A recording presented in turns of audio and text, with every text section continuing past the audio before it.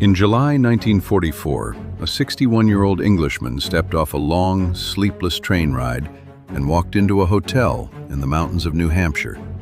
His name was John Maynard Keynes. He was the most famous economist in the world. He was also dying. His heart had been failing for years, and his doctors had told him not to make the trip. He went anyway. He had come to argue for an idea, a new way to run the global economy after the Second World War, a war that was still being fought in Europe and the Pacific, even as he sat down at the table. A system designed so that no single country would ever again hold the rest of the world hostage to its currency, its debts, or its mistakes.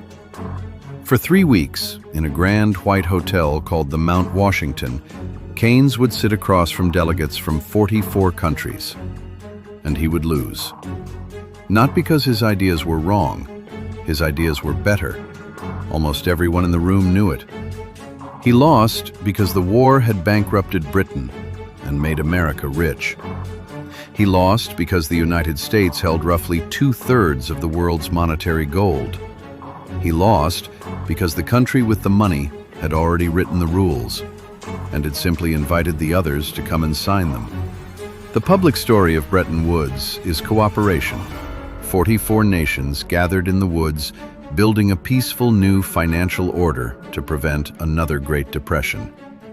The hidden story is something else.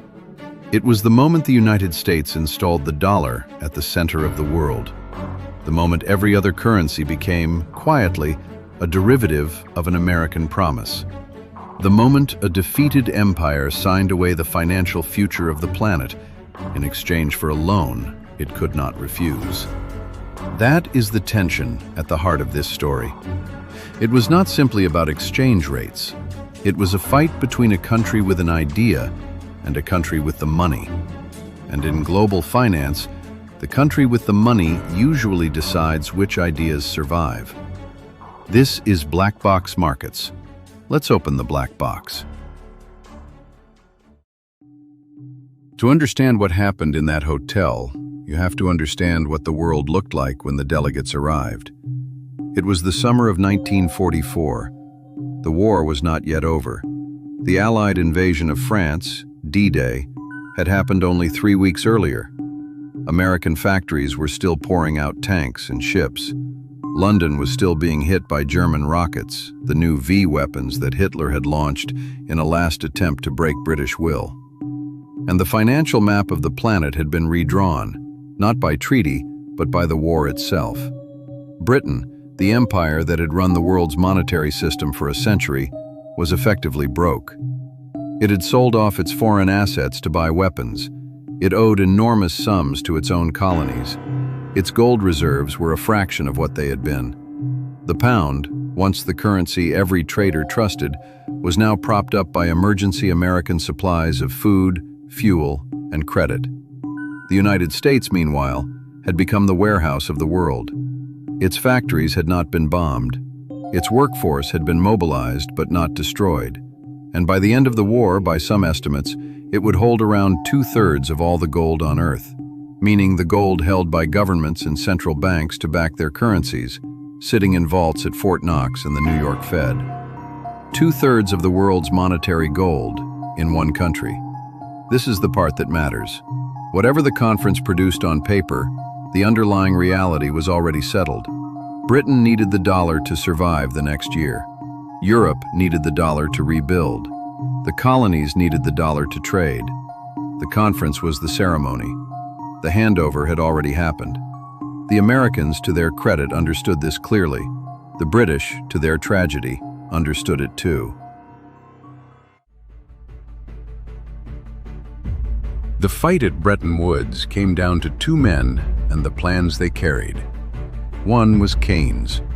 He arrived as the head of the British delegation, frail, exhausted, but still the most luminous mind in the room. His plan had a simple, radical core. Keynes wanted to invent a new global currency. Not the dollar, not the pound. Something new, a unit of account that would belong to no country, controlled by an international clearing union.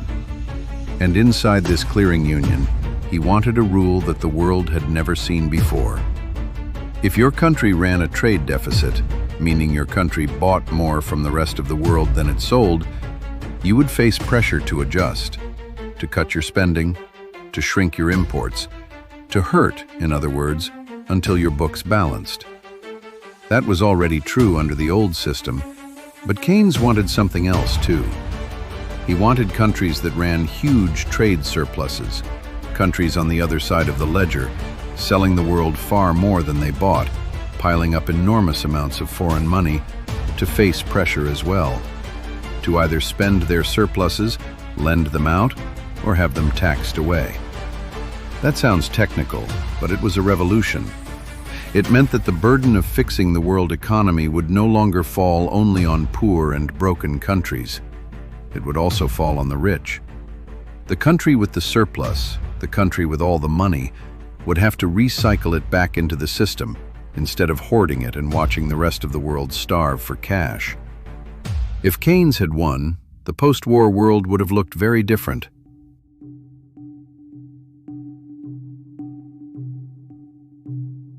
Across the table sat the other man, Harry Dexter White, American Treasury official, brilliant, brusque, deeply ambitious, and, history would later reveal, a quiet sympathizer of the Soviet cause, though that is a story for another day. White's plan was the opposite of Keynes's in one crucial respect. White wanted the dollar at the center. His system would tie every major currency to the dollar at a fixed exchange rate.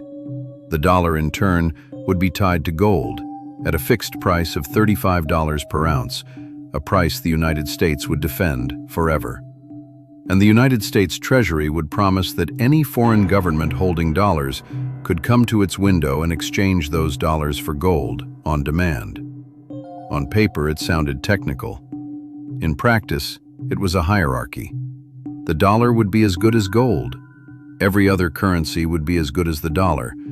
And the country at the top of that pyramid, the country issuing the dollars, would never again have to negotiate with anyone the way Britain had once negotiated with the world. Now imagine you are sitting in Keynes's chair. You are representing an empire that fed itself, fueled itself, and armed itself on borrowed American supplies. The food in British shops, the gasoline in British tanks, the rifles in British hands, much of it had been arriving from the United States for years, on credit. You know that the moment the war ends, that credit will be reviewed. The bills will come due.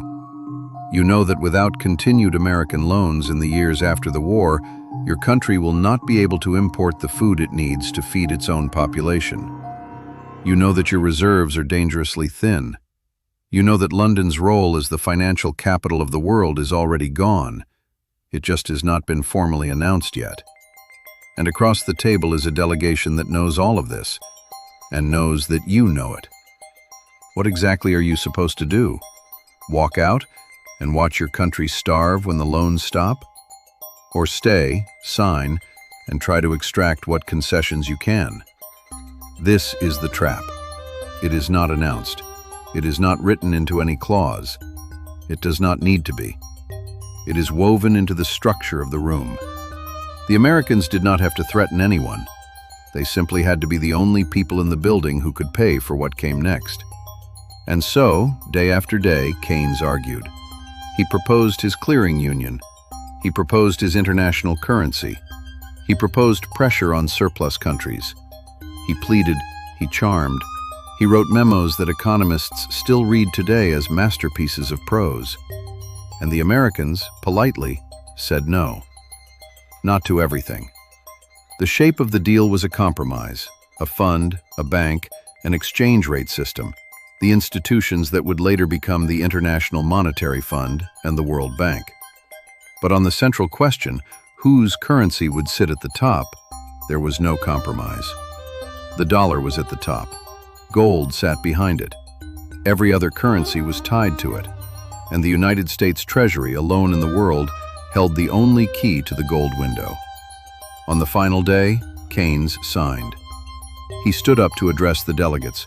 His voice was thin but steady. He thanked the conference for its work. He praised the spirit of cooperation. He called the agreement a beginning. What he did not say, what every economist in the room understood, was that he had lost. The conference was the ceremony. The loan was the lock. The architecture was American.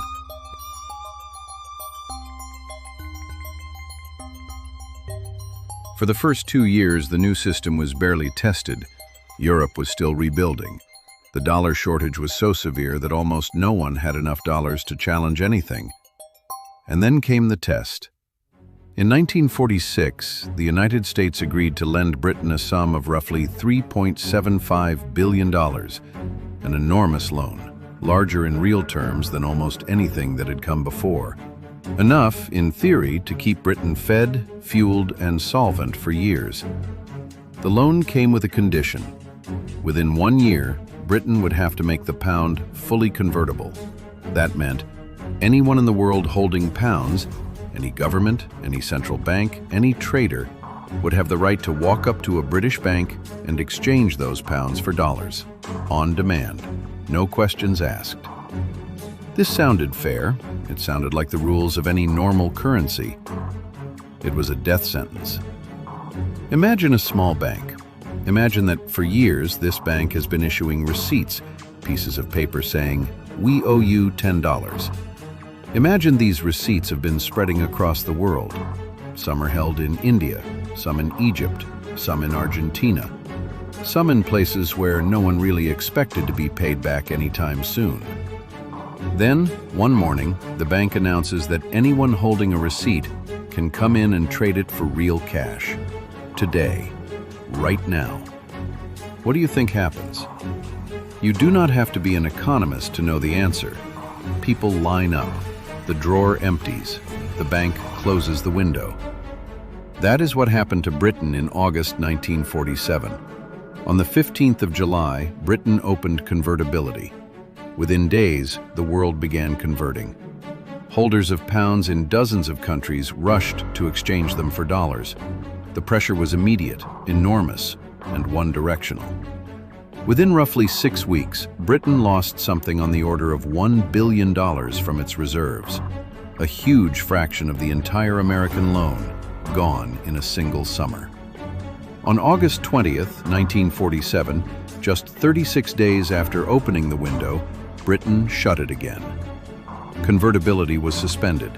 The pound was no longer freely exchangeable for dollars. The pound had lasted 36 days.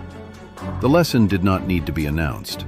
Every finance ministry, every central bank, every government watching understood the message. The system was real. The hierarchy was real. The dollar was the only currency that mattered. And any country that tried to keep its old role at the top of the pyramid would discover very quickly that the pyramid had only one peak, and Washington was sitting on it. It is worth pausing here to say plainly what the architecture actually did. Under the new system, the United States printed dollars. Other countries earned those dollars by selling things to Americans: oil, cars, machines, raw materials. They held those dollars in their reserves. A country's reserves are the savings account every nation keeps for emergencies. The foreign money and gold a central bank holds in case it has to defend its currency, pay an unexpected bill, or buy something the country cannot produce. Under the new system, those reserves were no longer mostly gold. They were dollars. And countries used those dollars to buy from each other. Every transaction in the world economy eventually ran through the dollar. And because the dollar was promised to be redeemable for gold, the dollar was, in effect, treated as if it were gold. Better than gold, even. Gold paid no interest. Dollars, deposited in American banks, did. So the world's central banks did something that, in retrospect, seems almost too convenient to be true. They started holding dollars instead of gold. This meant that the United States, alone among nations, could buy from the rest of the world by simply printing pieces of paper that the rest of the world was happy to hold. It could run trade deficits, buying more than it sold, and the bill would never quite come due because foreign governments kept the dollars instead of cashing them in. Think about what that actually means. If France runs a trade deficit, France has to come up with dollars to pay for it. France has to earn them, borrow them, or sell its gold for them. The bill arrives and France has to settle it. If America runs a trade deficit, America writes a check on its own bank. The check is in dollars. The world holds the check. The check rarely gets cashed. The American deficit became, in a sense, the rest of the world's savings account. Every dollar a foreign country tucked away in its reserves was, on the other side of the ledger, a dollar America did not have to settle. The deficit was the deposit. The French would later give this arrangement a name. They called it America's exorbitant privilege, a privilege not granted by any treaty, but built into the architecture. It was a system in which the country at the top could print the world's money, and the rest of the world, by accepting it, financed American power. Not because anyone forced them to, because the alternative, going back to a system where every country fended for its own gold, was worse. That is what Keynes had been trying to prevent. He had seen, with brutal clarity, that any system built around a single national currency would eventually serve that nation's interests at the expense of everyone else's. He had said so, in writing, before the conference even began. He had simply not been able to stop it. The Bretton Woods system would last, in its original form, for about 27 years. It would crack slowly under its own weight. Foreign central banks gradually accumulated more dollars than the United States held in gold to back them. The math stopped working. By the late 1960s, France in particular began doing the unthinkable, actually showing up at the American window and asking for gold in exchange for its dollars. Other countries followed. The gold in Fort Knox started to drain. It became an open secret that the gold window promise was a fiction. There was no longer enough metal in Fort Knox to honor every dollar abroad. The United States had been writing checks the vault could not cash. On a Sunday night in August 1971, with no warning to America's allies, President Richard Nixon went on television and ended the promise. He closed the gold window. The dollar would no longer be exchangeable for gold at any price. The world's central banks woke up the next morning holding piles of paper that, technically, were no longer backed by anything. The architecture Keynes had warned about, the architecture White had built, finally lost its last formal anchor. And yet, and this is the strange, important part, the system did not collapse. The dollar stayed at the center. Trade kept running through it. Oil kept being priced in it. Central banks kept holding it. The pyramid remained. Only the gold pretense was removed. It turned out the gold had never been the source of the power. The architecture was. The fact that everyone was already using the dollar, already pricing in the dollar, already storing their savings in the dollar, that was the lock-in. Once the world had organized itself around an American currency, the world could not unorganize itself, even when the original promise was broken. Keynes had died in April 1946, less than 2 years after Bretton Woods. He never lived to see the loan, the convertibility crisis, the closing of the gold window, or the long shadow his defeat would cast over the rest of the century. But he had understood, in those 3 weeks in the New Hampshire mountains, exactly what was happening. He had told friends, privately, that the conference was producing a system designed for American convenience and dressed up in international clothes. He had written that the world would come to regret it. He was right. Most countries eventually did, but they could not undo it. That is what the black box of Bretton Woods contains. Not a clean story about international cooperation, not a fair contest of ideas, but the quiet moment a defeated empire signed its monetary future away to a rising one, in exchange for a loan it could not refuse, inside a hotel chosen so the cameras would not see it. The conference was the ceremony, the loan was the lock, the dollar was the architecture. The trap was never announced, and the black box is still running. Subscribe if you want to keep opening them.